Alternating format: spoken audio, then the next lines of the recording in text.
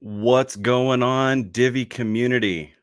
In place today, Nick's stunt double, me.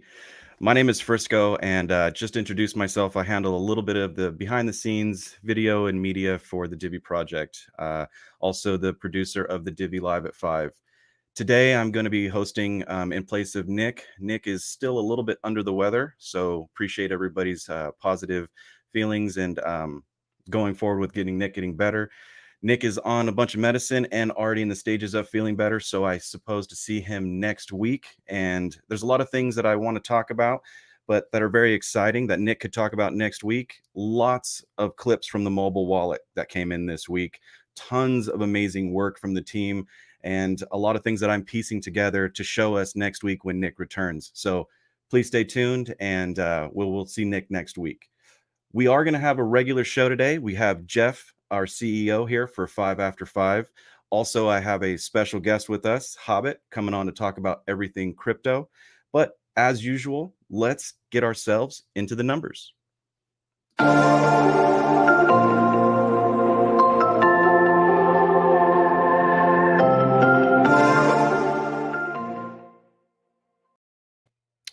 Okay, so looking at the count, numbers have gone up on total signups, broke the 14,000. We're at 14,138. So very, very strong on the signups. Really encourage everybody to get out there and continue signing up. We want to break that 15,000 before we start the actual launch and getting into the public hands. So really, really great numbers. We're really excited about those. Let's take a look at the masternode numbers. Right now, I believe the voice gave me a little update. I think we're at 1319, but as you can see, everything getting back into the masternodes that were once before, getting us into seeing another all-time high very soon. So we'll get back and show you some of the stats. We're getting close to where we were when all the stats of all the masternodes being back up. So really, really clean. You can see a copper at 530, but just some really, really nice numbers, strong, getting back to where we were. So really, really excited about all those. Let's take a look and check out some of the coin market cap numbers. As everybody knows, Bitcoin had an amazing week this week. I think we saw it break 13,000. This afternoon, we saw Bitcoin at 12,800. Seeing Ethereum right over 400 and Litecoin being at 55. Just a really amazing week for Bitcoin and crypto in certain spaces. So very excited about that. As you know, Divi, we like to look at all the numbers and kind of encourage everything that's in the space. So really, really cool. So thank you guys for all the numbers. We're going to go into bringing on our CEO, Jeff, for 5 After 5.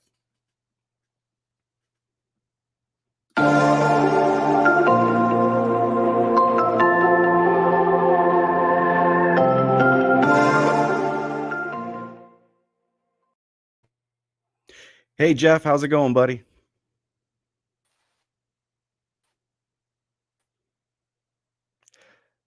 Hey guys, just to let you know, I was talking to Jeff right before the show. Jeff is in Costa Rica, as most of you know, but there is a little bit of storm weather going on, so we're going to make sure that Jeff can kind of connect to his internet real quick. Jeff, can you hear me, buddy?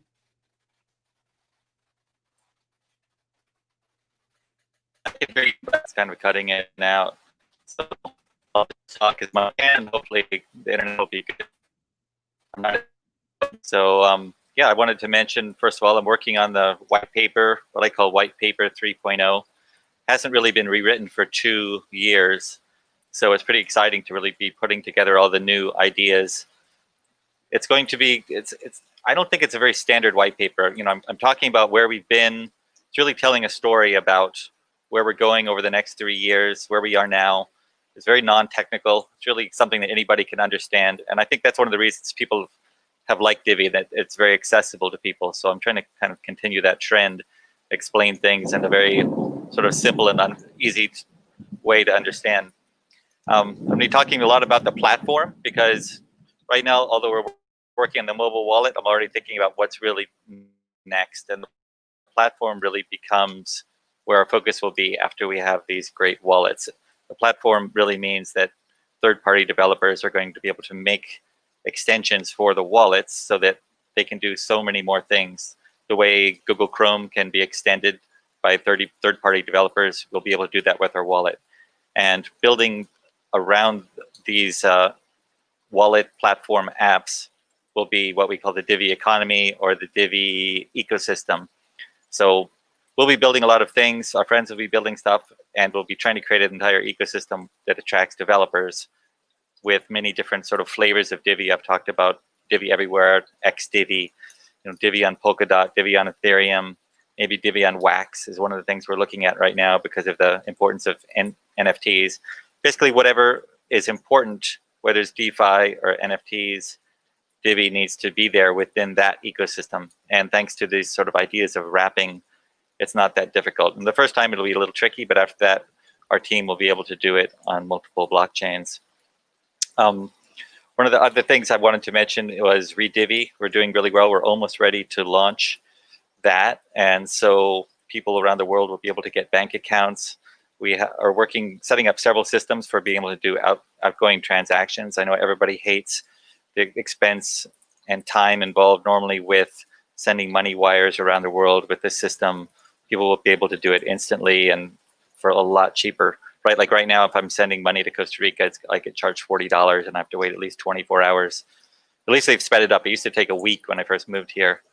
They just do that to hold your money, right? So they can get interest on it. But this whole system will be near instantaneous around the world, and it'll just be built into the wallet. I wanted to mention also about Divi Go. It keeps moving forward. We're getting more and more testers, but we still need more. So if you'd like to join the test group, reach out to us, ask around, find out how you can get in to test it. And it's really, really quite cool. And there'll be a lot of new features that come in very rapidly with Divi Go 2.0. It's actually much easier to add features there because it's just a text-based interface. Another thing is that I'm going to be traveling. So right now I'm still in Costa Rica, but I'm not going to go home for quite a while. I'm planning on going to Puerto Rico next Thursday, and I'll be there for a couple of weeks. So if anybody out there is in Puerto Rico, be sure to reach out to me. I'd love to meet with anyone, have a beer with you, and find out what your involvement is with Divi, what you want to see, that kind of thing. After that, I may go to New York and London. So if there's anybody that's in New York or London wants to meet up with me, I'm more likely to go if there's people that I know that want me to be there that I could kind of meet up with. London's maybe a little bit difficult. I may end up having to be in quarantine for 14 days, just sitting in a hotel for a couple of weeks. Doesn't sound like it'll be very productive. But if there are enough people that wanted to come to the hotel, and that's even allowed, then I might go there. So I'm really going to be trying to travel a lot over the next year, meeting with investors, meeting with partners, just meeting with team members. We've got, for example, the Siege Worlds game that we're building. Our company that we bought a part of that's building it, I haven't actually met them in person. So I want to meet these guys and sit down with them and have that sort of face-to-face time that I think is so important. So yeah, reach out to me if you're in any of these places I just mentioned, and back to you. Thank you so much, Jeff. That was a really great update. I'm really excited to see your travels and see what comes out of it and see all the people that you get to meet. And like I said, everybody, like Jeff was mentioning, if you are in one of those cities, please reach out to us, Telegram, Discord, you know where to find us on all of our social platforms, but reach out if you want to meet Jeff and have a meeting. So thank you so much, Jeff. I really appreciate your time for 5 After 5. And seeing that you might be traveling next week, we might not see you on this one. So I'm glad you were here to be with us this week. Thank you so much, Jeff. Yeah, I'm glad the internet seemed to work. It's kind of a miracle. Oh, yeah. Well, stay safe in those storms, and we'll see you soon. Bye-bye. Well, that was awesome. Really, really great update. I'm very happy that we had a chance to speak to him, even though with the intermittent internet and the storms going on in Costa Rica. And I'm sure everybody here was very happy to see Jeff. Right now, I'm going to bring on my special guest, Hobbit, so we can talk about some more crypto.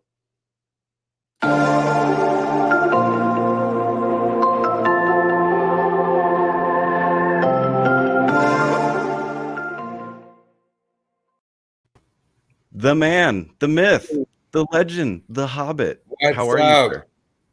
Good. This is the only way you get to see me because I never leave the house. Exactly. Hey, so yeah, talking about crypto, actually bouncing off of what Jeff was just talking about, Redivi, and the idea of being able to in-wallet, being able to do wire transfers and have a complete suite of financial services available.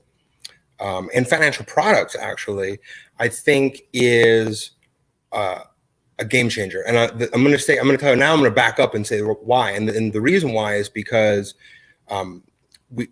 we all know about the growth and the trend in digital payments and mobile payments. But what a lot of us aren't aware of is the growth in the trend of socially distanced payments, which is different. And I didn't know that there was a difference. It didn't ever occur to me, but and I know it hasn't occurred to a lot of people. But like when you go to Whole Foods, which is owned by Amazon, they are now encouraging socially distanced payments. What are those? Those are transactions that happen person to person, but with a phone. There's no contact at all at the point of sale transaction. There's no cash handling. There's no touching of the keypad. There's no swiping of a card. Nothing at all. Completely contactless point of sale transaction. So that's the trend now, that is expected actually to continue. There now, we have enough data from behavior changes around COVID that we're starting to see permanency in these behavioral changes. MasterCard, American Express, Payments.com, and other really big names have put out studies and surveys. And MasterCard's, I'm going to be writing about this in a new blog post for Divi, but MasterCard just put one out that said, it was a global survey that said 8 in 10 of transactions are now, in their study, are contactless payments, with 70% of those approximately planning on continuing contactless payments after the COVID pandemic passes. So it's really interesting. And of course, in the US and in Canada, that trend is much slower, but it's been escalated by this new era that we're in. So in the US, for example, American Express survey said that now I think 56% of respondents said it's really, really important that apps be available for contactless payments so that they can protect themselves from infection. So that's a really big trend that is not just a behavioral trend because of what's happening right now. It's encompassing all of the demographic changes, the technology changes, all the disruption that we've talked about previously, like in the fourth industrial revolution disruptions. This is another whole disruption that's happening around technology. It's disrupting how merchants need to transact with clients, and it's also disrupting how clients or how customers make transactions and how they choose to make payments. So now, with that in mind, we fast forward to this idea of DeFi, decentralized finance. When we break it down, decentralized finance, really we're talking about services, not products. So it's decentralized lending and pool staking and yield farming and things like that. These are services that are being provided that are now being referred to as DeFi. In my mind, it's fintech is the higher level, financial technologies, and their financial services. However, Divi is different here because the mobile wallet is a product. And so this is where I get really excited, because from a fourth industrial revolution side, we're looking at what's the product. We understand that there are services that we can apply to a decentralized ecosystem. We understand that there are users interested in these services, but what's the product? What do you put in the person's hand that gets them to use the thing? So in my mind, that's the Divi wallet that's going to allow, like Jeff said, for these wire transfers instantaneously. It's going to allow for cross-border transactions without friction. It's going to allow for fiat to crypto and back and automated transactions, one-click bank account setup, and then also KYC and AML across Divi products. So you can just do it once, and then you're done, whether you're using the exchange or the bank services or whatever it is. So it's an ecosystem of financial services. It's DeFi, but under the umbrella of the mobile wallet that Divi is going to be having coming out. So that's the product. And I get really excited about that, because if you go back I'm dating myself a tiny bit here, but if we go back a little bit to the mini disc, and it was like everybody had to, back in the DJ days where you actually spun vinyl, and mini disc was like the shit, and everybody had to have one. It was like so clean, the music you could record off your vinyl. It was amazing. But what ended up happening is nobody really cared about the quality of the music. What really happened is it came down to convenience, and it came down to ease of use. It's so what happened is we ended up with these little mini squares that you could put 1,000 million songs on from Apple. And now we don't even use those at all. Now everything's on iTunes. It's gone all the app. So with that in mind, what's the transition as we go from, if we're thinking about that little square that holds 1 million songs, maybe that's like the Trezor wallet. And then now we fast forward to the app that is like the iTunes, and that's the Divi wallet. So that's where my mind goes with this. And that's what kind of I'm thinking for this blog post that I'm going to be writing and putting out in this next few days for Divi. Thinking about Divi as the product that brings together all of these DeFi services. So I'm really excited. I want to bounce off of Jeff's talk on that and then quote him in the blog post. And if anybody's here to comment on that or add their own comments, I'll also quote them in the blog post if it's relevant. Back to you. That's awesome, man. I have to say, I think a lot of us for some time now have been wondering, what is going to happen when they decide to pull cash, or when is it when we go contactless? But to understand where you're doing the studies that, we want to build this contactless payment now, and most of them, 70% of them, will continue to use this in the future. And this is that pandemic is that kind of shift change where we are going to go contactless. So that research and showing us where we go from, a liquid state to vaporized, and now we're in this network of not having to be a solid form or touch or communicate that way. I think we've all been wondering about this, but it's coming and it's happening now. And to see Divi be the product, I'm really excited for the blog post. So thank you, Hobbit. Yeah, for sure. And just as like the last note on that is, I think it's really cool too that Jeff and Nick and all you guys have prepared for this in advance. That's been the thought process that excites me too. So knowing when it's going to come or not when it's going to come, that's not the point. The point is that Divi's been preparing for this and is now front facing on this whole issue, and is going to be now soon releasing a wallet that deals with these issues. The solutions for the community and as a greater whole. So Hobbit, we're excited for the blog post. Thank you for being our guest today. I really appreciate you, and we'll see you on the next one. Thanks, man. Appreciate you. Okay, guys. So a little 5 after 5 with Jeff McCabe, our CEO. A really, really nice guest appearance from the Hobbit to go over a little bit more how the application of our mobile wallet could be used as the product to understand where we are going in the future and how it helps. So again, I'd really like to say I appreciate everyone's time and appreciate you guys viewing the live at 5. Hopefully we get to see Nick here healthy and ready to go next week. There's a lot of cool media clips and mobile stuff that we really want to show you.